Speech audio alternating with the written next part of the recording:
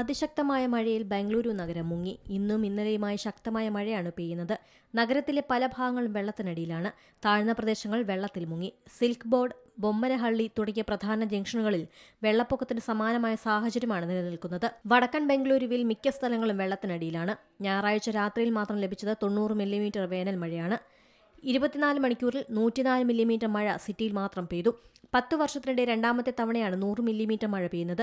ഹൊറമാവിലെ സായി ലേഔട്ടിലെയും താനറി റോഡിലെ NC കോളനിയിലെയും വീടുകൾക്കുള്ളിലേക്ക് 3 അടിയോളം ഉയരത്തിൽ ചെളിവെള്ളം ഇരച്ചുകയറി. ഇലക്ട്രോണിക് ഉപകരണങ്ങളും ഫർണിച്ചറുകളും വാഹനങ്ങളും വെള്ളം കയറി നശിച്ചു. പാണത്തൂർ ക്രോസിൽ വെള്ളം ഉയർന്നതിനെ തുടർന്ന് വാഹനങ്ങൾ റോഡിൽ കുടുങ്ങി. റിംഗ് റോഡ് മാന്യത ടെക് പാർക്കിന് മുന്നിൽ വെള്ളക്കെട്ടിനെ തുടർന്ന് മണിക്കൂറുകളോളം ഗതാഗതം തടസ്സപ്പെട്ട നിലയിലാണ്. ഡോംലൂർ ഫ്ളൈ ഓവറിന്റെ റാമ്പിലും കോറമംഗലയിലും വെള്ളക്കെട്ടിൽ ജനം വലഞ്ഞു. 2022 മെയ് 18-ന് 114.6 മില്ലിമീറ്റർ മഴയാണ് ലഭിച്ചത്.